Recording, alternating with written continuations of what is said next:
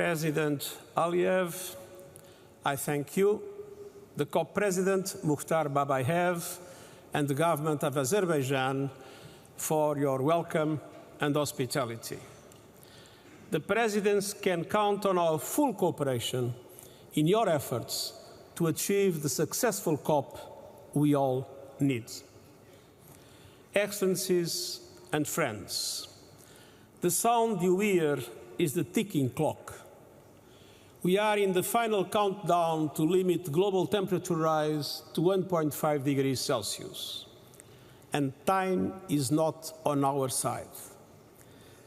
Exhibit A 2024, with the hottest day on record and the hottest months on record, this is almost certain to be the hottest year on record.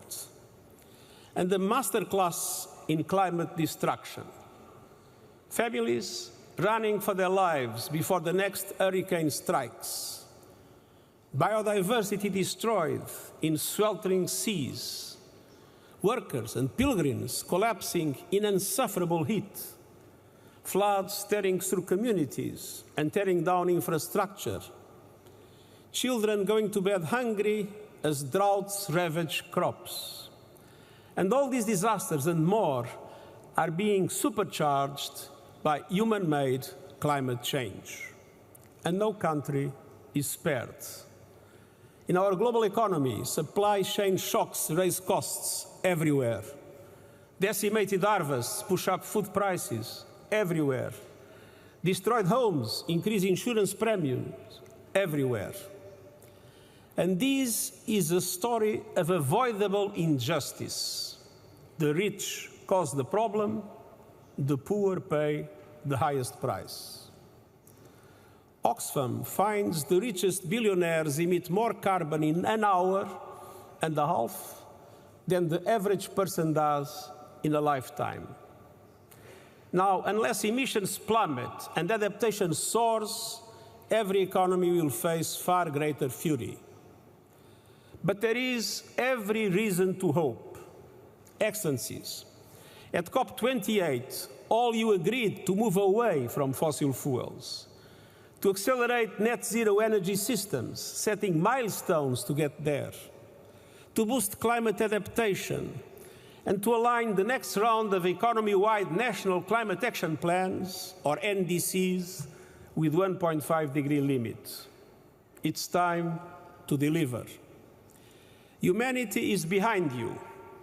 A poll by the University of Oxford and the United Nations Development Programme finds that 80% of people around the world want more climate action. Scientists, activists, and young people are demanding change. They must be heard, not silenced. And the economic imperative is clearer and more compelling. With every renewables rollout, every innovation and every price drop. Last year, and for the first time, the amount invested in grids and renewables overtook the amount spent on fossil fuels. And almost everywhere, solar and wind are the cheapest source of new electricity. So doubling down on fossil fuels is absurd. The clean energy revolution is here. No group, no business, and no government can stop it. But you can and must ensure it is fair and fast enough to limit global temperature rise to 1.5 degrees Celsius. And I urge you to focus on three priorities. First, emergency emissions reductions. To limit global temperature rise to 1.5 degrees Celsius, we must cut global emissions 9% every year. By 2030, they must be down 43% on 2019 levels. Unfortunately, they are still growing at the present moment. Now, at this COP, you must agree to rules for fair, effective carbon markets that support that fight. Yesterday, you made an important first step. You must build on it by agreeing rules for markets that respect the rights of local communities and leave no space for greenwashing or land grabbing. By next COP, you must deliver new economy-wide national climate action plans. And you have agreed that your new plans will align with 1.5 degrees. That means they must cover all emissions and the whole economy. Advance global goals to triple renewables capacity, double energy efficiency, and halt deforestation by 2030. To slash global fossil fuel production and consumption 30% by the same date. And to align national energy transition strategies and sustainable development priorities with climate action to attract the needed investment. All these must be achieved in line with the principle of common but differentiated responsibilities and respective capabilities in the light of different national circumstances. But all countries must do their part, and the G20 must lead.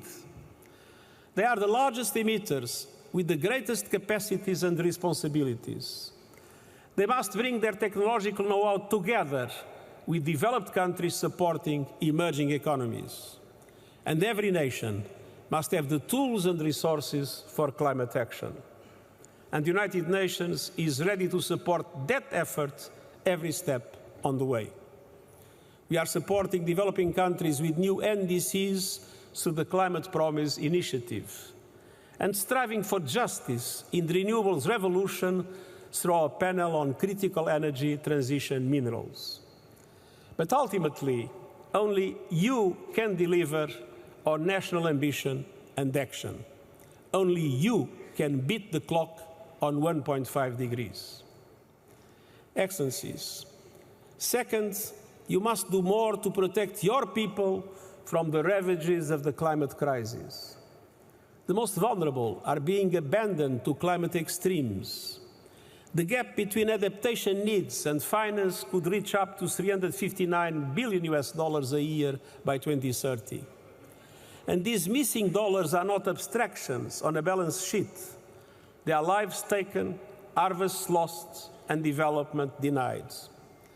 Now more than ever, finance promises must be kept, and developed countries must race the clock to double adaptation finance to at least $40 billion a year by 2025. Adaptation investments can transform economies, driving progress across the Sustainable Development Goals. We need countries' new climate action plans to set out adaptation financing needs. And we need every person on Earth to be protected by an alert system by 2027, in line with our early warnings for all initiative. And we need climate justice, particularly a surge in pledges to the new loss and damage funds and commitments turning into cash with finance pouring into the fund's coffers. But we also need a fundamental step change across the board. And so, Excellencies, the third priority is finance. Developing countries eager to act are facing many obstacles: scant public finance, raging cost of capital, crashing climate disasters, and debt servicing that soaks up funds. The result? Adaptation denied and a tale of two transitions. Last year, developing and emerging markets outside China received just 15 cents per every dollar invested in clean energy globally. COP29 must tear down the walls of climate finance. Developing countries must not leave Baku empty-handed. A deal is a must, and I'm confident it will be reached. We need a new finance goal that meets the moment. And 5 elements are critical to success. First, a significant increase in concessional public finance. Second, a clear indication of how public finance will mobilize the trillions of dollars developing countries need. Third, tapping innovative sources, particularly levies on shipping, aviation, and fossil fuel extraction, based on the principle that polluters must pay. And force a framework for greater accessibility, transparency, and accountability, giving developing countries confidence that the money will materialize. First, boosting lending capacity for bigger and bolder multilateral development banks. And I hope some good news will come. That requires a major recapitalization and requires reforms of their business models, including so that they can leverage far more private finance. The resources available may seem insufficient, but they can be multiplied with a meaningful change in how the multilateral system works. Big sums require big change. The COP29 outcome must build on the Pact for the Future, agreed by consensus in New York in September, and drive progress. And I urge the major MDB shareholders to use their position to push for change. There is no time to lose. On climate finance, the world must pay up, or humanity will pay the price. Excellencies, in this crucial period, you and your governments must be guided by a clear truth. Climate finance is not charity, it's an investment. Climate action is not optional, it's an imperative. Both are indispensable to a livable world for all humanity and a prosperous future for every nation on Earth. The clock is ticking. I count on you, and I thank you.